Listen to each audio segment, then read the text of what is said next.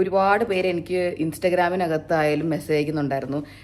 എൻ്റെ യൂട്യൂബ് ഷോർട്സിന്റെ ഒക്കെ അടിയിൽ വന്ന് കമന്റ് ഇടുന്നുണ്ടായിരുന്നു. ദാറ്റ് പ്ലീസ് ലൈക്ക് വ്ളോഗ് ഇട്ട് തുടങ്ങിക്കോളൂ, കുറെ നാളായില്ലേ അതൊക്കെ പറഞ്ഞു.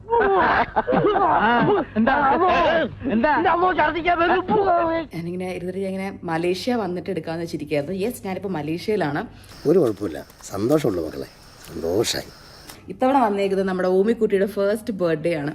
അത് 2 ദിവസത്തിലാണ് അവന്റെ ബർത്ത്ഡേ. സന്തോഷ ജന്മദിനം കുട്ടിക്ക്, സന്തോഷ ജന്മദിനം കുട്ടിക്ക്. അപ്പൊ അവന്റെ ബർത്ത്ഡേ എനിക്ക് നാട്ടില് വെറുതെ ഒരു ഹോട്ടൽ റൂമൊക്കെ എടുത്ത് അവിടെ ഒരു ഹാളൊക്കെ എടുത്ത് വെറുതെ പൈസ സ്പെൻഡ് ചെയ്ത് എനിക്ക് ആർക്കെങ്കിലും കാശ് എണ്ണി കൊടുക്കാന്ന് പറഞ്ഞാൽ ഭയങ്കര വിഷമം. അയ്യോ, എനിക്കാണെങ്കിൽ ചങ്കു പറയും. കുറെ പേരെ വിളിക്കുന്നു, അവരവസാനം വരുന്നു, അവരവസാനം കൊച്ചിനെ എടുത്തോണ്ട് പോകുന്നു, തിരിച്ചു തരുന്നില്ല. എങ്ങനെ അളിനൊന്നൂടി പറഞ്ഞു. അവരവസാനം വരുന്നു, അവരവസാനം കൊച്ചിനെ എടുത്തോണ്ട് പോകുന്നു, തിരിച്ചു തരുന്നില്ല. ഇത് എന്നെ ഉദ്ദേശിച്ചാണ്, എന്നെ തന്നെ ഉദ്ദേശിച്ചാണ്, എന്നെ മാത്രം ഉദ്ദേശിച്ചാണ്. സംശയമുണ്ടോ? അങ്ങനത്തെ ഒരു സിറ്റുവേഷൻ ഒക്കെ വന്ന് വെറുതെ ഒരു കോലാഹലം വേണ്ട. ഇതൊക്കെ അവരുടെ സ്ഥിര അടവല്ലേ. കുഞ്ഞിനും അവന് എത്രയെന്ന് പറഞ്ഞ ഓർത്തിരിക്കാൻ അവനിത് ഓർമ്മയൊന്നും കാണത്തില്ലല്ലോ. അപ്പൊ വെറുതെ അവിടെ ഒരു അലമ്പ് വേണ്ട എന്ന് വെച്ചിട്ടാണ്.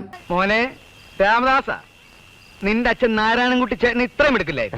കാരണം നമ്മളും പിന്നെ അവസാനം എക്സോസ്റ്റഡ് ആയി പോകും. കാരണം എല്ലാ ഗസ്റ്റിനും വന്ന് ഗസ്റ്റ് എല്ലാവരും പോയിട്ടല്ലേ നമ്മൾ ഈ ഹോസ്റ്റ് ചെയ്യുന്നവർക്ക് അവസാനം അല്ലേ പോകാൻ പറ്റത്തുള്ളൂ. അപ്പൊ എനിക്ക് പേഴ്സണലി ഞാൻ അങ്ങനെ ഒരുപാട് അങ്ങനെ പാർട്ടീസ് ഒക്കെ അങ്ങനെ ഹോസ്റ്റ് ചെയ്യുന്ന ഒരാളല്ല. എനിക്കത് പറ്റാറില്ല. ഇന്നാണ് എൻ്റെ ബെസ്റ്റ് ഫ്രണ്ടായ അഞ്ജലിയുടെ ബ്രൈഡൽ ഷവർ. അപ്പൊ ഞാനത് ഹോസ്റ്റ് ചെയ്യുന്നത് കൊണ്ട് കുറച്ചധികം കാര്യങ്ങൾ എൻ്റെ മനസ്സിലൂടെ പോകുന്നത്. എന്ത് പറയുന്നു? ഇത് ഞാൻ ഏറ്റാൽ ചെയ്യും. ഇപ്പൊ അഞ്ജലിയുടെ ബ്രൈഡൽ ഷവർ ഞാനാണ് ഹോസ്റ്റ് ചെയ്തത്. നുണ പറഞ്ഞാൽ നുണയാണെന്ന് എനിക്ക് മനസ്സിലാകണം.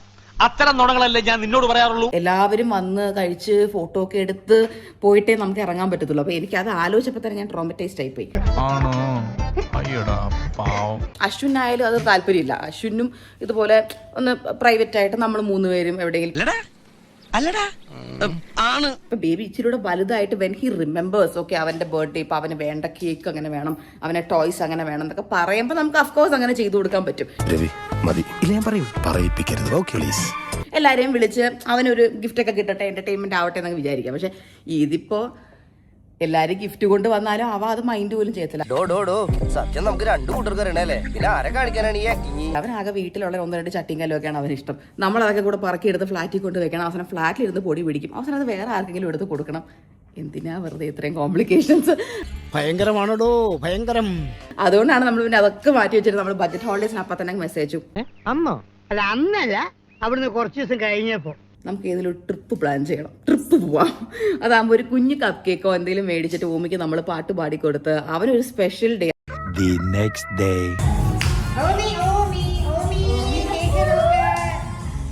അടിപൊളി. ഇനി ആരും സൂത്രം കാണിച്ചാ. ഇപ്പൊ തന്നെ ഞാൻ പൊതുവെ ഹോട്ടൽ റൂംസിൽ വരുമ്പോൾ ഇവനെ തറയിൽ ഇറക്കി വിടാറില്ല. ഇപ്പൊ ഞാൻ തറയിൽ ഇറക്കി വിട്ടേക്ക്, കാരണം അവന് ഇഷ്ടമാണ്. അത് ചെയ്യട്ടെ എന്ന് വെച്ചങ്ങ് വിട്ടേക്കുക. നമ്മൾ